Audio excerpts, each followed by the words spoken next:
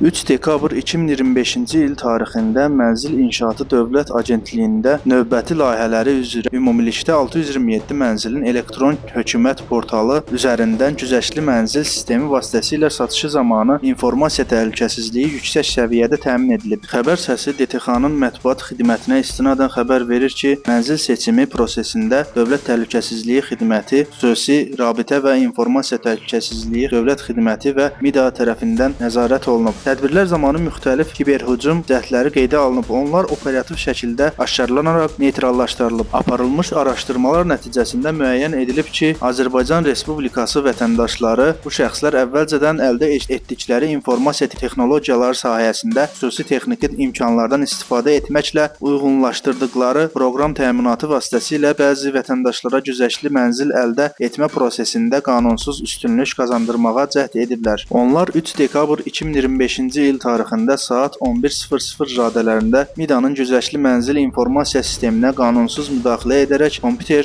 infrastrukturunun normal fəaliyyətinə qəsdən ciddi maneə yaratmağa yönələn hərəkətlər ediblər. Faktla bağlı DTX-da cinayət işi başlanılıb. Qeyd olunan şəxslər Azərbaycan Respublikası Cinayət Məcəlləsinin 273.3.1 və 273.3.2-ci maddələri ilə cinayət məsuliyyətinə cəlb olunublar. Hazırda iş üzrə istintaq əməliyyat tədbirləri davam etdirilir.